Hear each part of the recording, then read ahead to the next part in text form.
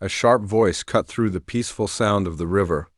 "Step away from the campsite right now, or we will have you arrested for trespassing." I looked up from the fire. I had just started and saw 3 people standing near my truck.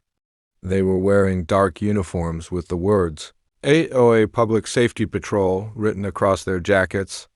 The woman standing in front had a clipboard in her hand, sunglasses covering her eyes, and the kind of smile that told me she already believed she had won.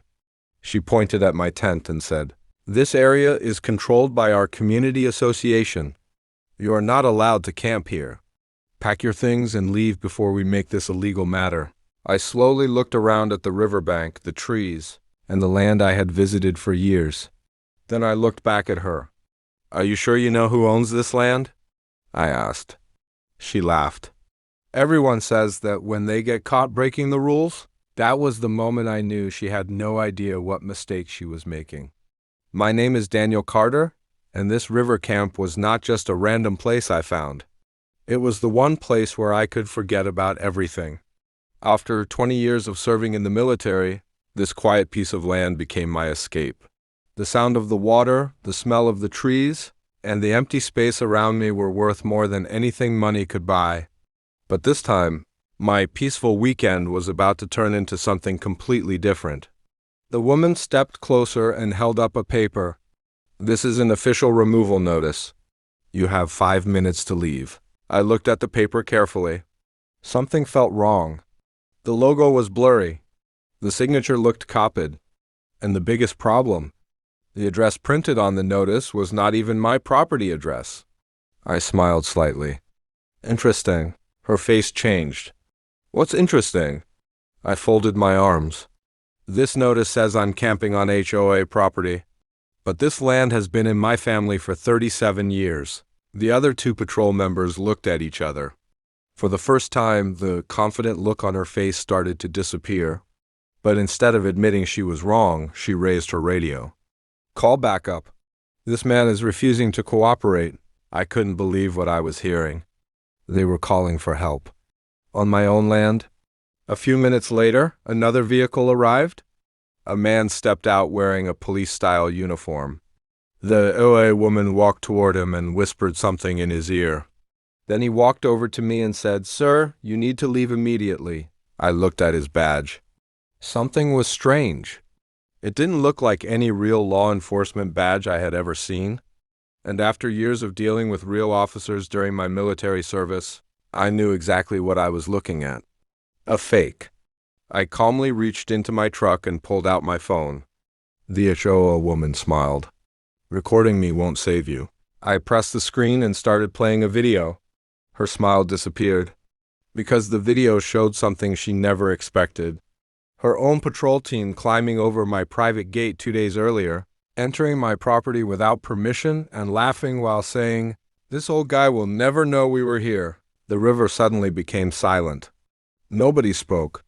The woman stared at the screen. "How? How did you get that?" I looked at her and said the one thing she never wanted to hear. "Because you didn't break into an empty campsite. You broke into the property of someone who was already watching." Her face turned pale, but she still didn't know the biggest secret. She thought I was just an old man protecting a piece of land. She had no idea that the records hidden inside my truck were about to prove something that would destroy everything she had built. And when the real authorities arrived, she was going to learn a lesson she would never forget. Never challenge someone's land when you don't know the story behind it. The HOA patrol members stood, frozen as I handed the phone footage to the real sheriff who had arrived after my call. The fake officer immediately stepped back, but it was too late. The evidence was already recorded, saved, and backed up. The sheriff watched the video carefully. Then he looked at the...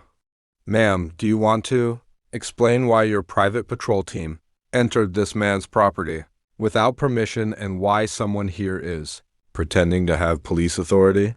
For the first time, she had no answer. The confidence, the attitude, and the fake power she carried disappeared in seconds. But she still tried one last move. "You don't understand. We were protecting the community." The sheriff shook his head. "Protecting the community does not mean breaking the law. That was the moment everything started falling apart. The investigation uncovered that the HOA patrol had been doing this for months. They had been sending fake notices, threatening landowners, and using intimidation to make people give up their rights. They believed nobody would challenge them. They were wrong. The records I carried proved that the riverbank, the trees, and the entire campsite area were legally mine. The county documents showed that my family had owned the land decades before the HOA community was even created. The biggest shock came when investigators discovered that the HOA had secretly changed maps to make it look like parts of private land belonged to them. The same woman who stood there demanding that I leave was now facing serious legal consequences. A few weeks later, the HOA held an emergency meeting. The residents who once believed her finally saw the truth. Many of them apologized to the people who had been threatened by the board.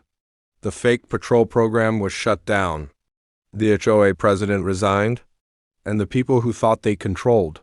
Everyone finally learned that power, without honesty, never lasts.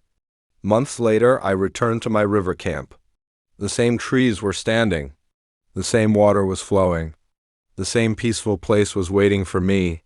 But this time, I brought my family with me. My grandson sat near the fire and asked, "Grandpa, were you scared when they tried to arrest you?" I looked at the river and smiled. Fear isn't the problem. The problem is letting someone scare you away from what is rightfully yours. I didn't fight that day because I wanted revenge.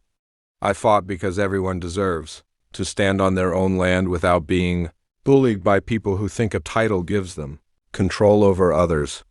The HOA thought they were dealing with someone they could push around. They never realized they had chosen the wrong person. Because sometimes, the quiet person near the river is the one person who knows the law better than anyone standing against him. And sometimes, the biggest mistake a bully can make is believing their victim has no power.